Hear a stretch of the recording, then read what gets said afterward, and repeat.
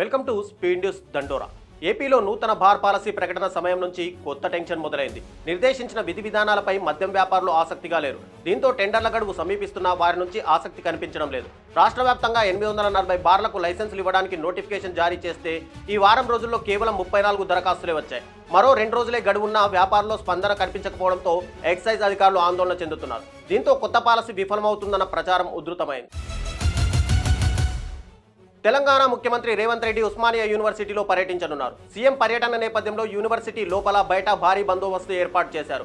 రోడ్లను బ్లాక్ చేయడానికి పలు చోట్ల రోడ్లకు ఇరువైపులా పోలీసులు కంచెలు ఏర్పాటు చేశారు. ఇక 20 ఏళ్ల తర్వాత ఓయూలో ముఖ్యమంత్రి హోదాలో పర్యటించి ప్రసంగించనున్న తొలి సీఎం రేవంత్ రెడ్డి కానున్నారు. ఓయూలోని ఠాగూర్ ఆడిటోరియంలో 1000 మందికి పైగా ప్రొఫెసర్లు, విద్యార్థుల సమక్షంలో తెలంగాణ విద్యారంగంలో రావాల్సిన మార్పులు, ప్రభుత్వ ప్రణాళిక అనే అంశంపై ఆయన ప్రసంగించనున్నారు.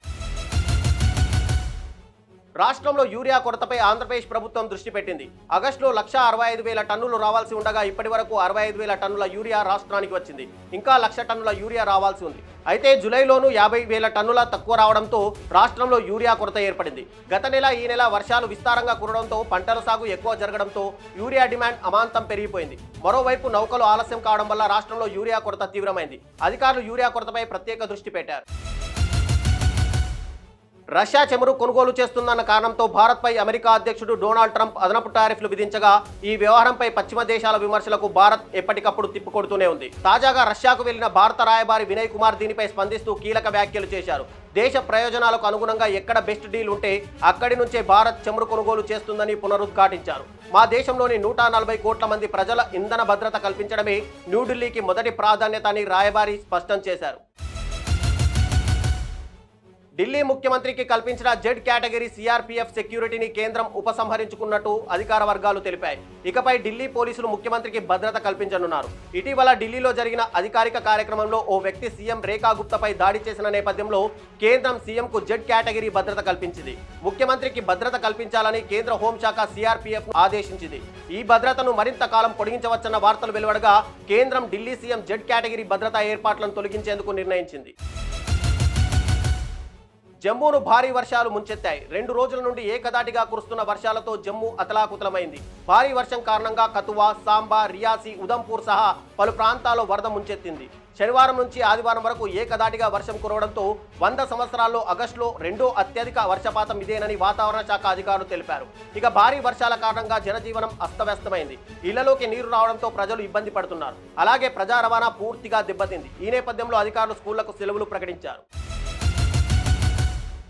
మెగా డిఎస్సిలో ఎంపికైన అభ్యర్థులకు బిగ్ షాక్ తగిలింది. ముందుగా ప్రకటించిన షెడ్యూల్ ప్రకారం నేడు సర్టిఫికెట్ల పరిశీలన జరగాల్సి ఉండగా కానీ అనూహ్యంగా ఈ ప్రక్రియ మంగళవారానికి వాయిదా వేస్తూ విద్యాశాఖ నిర్ణయం తీసుకుంది. ఈ నిర్ణయం పట్ల ఎంపికైన అభ్యర్థులు అసహనం వ్యక్తం చేస్తుండగా కాల్ లెటర్లు జారీ చేయడంలో ఆలస్యం తలెత్తడంతో షెడ్యూల్ను మార్చవలసి వచ్చిందని అధికారులు స్పష్టం చేశారు. ఇక ఇప్పటికే డిఎస్ మెరిట్ జాబితా విడుదలవగా ఇందులో అభ్యర్థులు సాధించిన స్కోర్ ఆధారంగా ర్యాంకులు కేటాయించారు. తెలంగాణ ప్రభుత్వం వినాయక చవితి, దసరా పండుగలను పురస్కరించుకుని తీపి కబురు ప్రకటించింది. రాష్ట్ర వ్యాప్తంగా ఉన్న గణేష్, దుర్గాదేవి మండపాలకు ఉచితంగా విద్యుత్ సరఫరా చేయనున్నట్టు వెల్లడించింది. ఈ నిర్ణయం పట్ల సర్వత్రా హర్షం వ్యక్తం చేస్తున్నారు. ఈ మేరకు తెలంగాణ దక్షిణ ప్రాంత విద్యుత్ పంపిణీ సంస్థ అధికారికంగా ఉత్తర్వులు జారీ చేసింది. కాగా ఆగస్టు 27 నుంచి సెప్టెంబర్ 6 వరకు జరిగే వినాయక నవరాత్రులకు, అలాగే సెప్టెంబర్ 29 నుంచి అక్టోబర్ 12 వరకు జరిగే దుర్గా నవరాత్రులకు ఈ ఉచిత విద్యుత్ సౌకర్యం వర్తిస్తుందని అధికారులు తెలిపారు. సెంట్రల్ ఇండస్ట్రియల్ సెక్యూరిటీ ఫోర్స్ కీలక నిర్ణయం తీసుకుంది. చరిత్రలో ముందెన్నడూ లేని విధంగా మహిళా కమాండోలను రంగంలోకి దించనుంది. అన్ని రకాల ట్రైనింగ్ పూర్తయిన తర్వాతే వారిని విధుల్లో ఉంచనుంది. ఎయిర్పోర్ట్లు, ఇతర సున్నిత ప్రదేశాల్లో వారిని విధుల్లో పెట్టనుంది. ప్రస్తుతం మహిళా కమాండోలకు సంబంధించి మధ్యప్రదేశ్ బార్వాహాలో రీజనల్ ట్రైనింగ్ సెంటర్ శిక్షణ ఇస్తున్నారు. దాదాపు 8 వారాల పాటు వారికి ట్రైనింగ్ ఇవ్వనున్నారు. తర్వాత వారిని quick reaction teams, special task ఫోర్స్లతో హై సెక్యూరిటీ ప్రదేశాలతో పాటు ఇతర కార్యాలయాల దగ్గర విధుల్లో పెట్టనున్నారు. ఆంధ్రప్రదేశ్ రాష్ట్రంలో కొద్ది రోజుల క్రితం వరకు భారీ వర్షాలు దంచికొట్టాయి. గత 3-4 రోజులుగా వర్షాలు తగ్గుముఖం పట్టడంతో లోతట్టు ప్రాంతాల ప్రజలు ఇప్పుడిప్పుడే తేరుకుంటున్నారు. ఇలాంటి సమయంలో వాతావరణ శాఖ అధికారులు బిగ్ షాకింగ్ న్యూస్ చెప్పారు. బంగాళాఖాతంలో మరో అల్పపీడనం ఏర్పడే అవకాశాలు ఉన్నాయని, దీంతో సోమ, మంగళ, బుధవారాల్లో ఏపీలోని పలు ప్రాంతాల్లో భారీ వర్షాలు కురిసే అవకాశం ఉందని భారత వాతావరణ శాఖ తెలిపింది. ఉత్తరాంధ్ర జిల్లాలో అక్కడక్కడ మోస్తారు నుంచి భారీ వర్షాలు కురిసే అవకాశం ఉందని పేర్కొంది. మిగిలిన జిల్లాల్లో తేలికపాటి వర్షాలు పడతాయని తెలిపింది. సీఎం రేవంత్ రెడ్డి సోమవారం మరోసారి ఢిల్లీకి వెళ్లనున్నారు. సీఎం అయ్యాక ఆయన ఢిల్లీకి వెళ్లడం ఇది 52వ కాగా స్థానిక సంస్థల ఎన్నికలు, 42% రిజర్వేషన్, ఫిరాయింపు ఎమ్మెల్యేల అనర్హత వేటు అంశాలపై న్యాయ నిపుణుల సలహా తీసుకునేందుకే ఆయన ఈసారి ఢిల్లీ వెళ్తున్నట్టు సీఎంఓ వర్గాలు చెబుతున్నాయి. బీసీ రిజర్వేషన్ బిల్లు రాష్ట్రపతి వద్ద పెండింగ్ లో ఉండగా ఆర్డినెన్స్ గవర్నర్ వద్ద పెండింగ్ లో ఉంది. ఈ వ్యవహారంలో అసలు స్థానిక సంస్థలకు వెళ్లాలా, బిల్లు పెండింగ్ అంశంపై సుప్రీంకోర్టును ఆశ్రయించాలా అన్న అంశంపై ఆయన న్యాయ సలహాలు తీసుకుంటారని చెప్తున్నారు.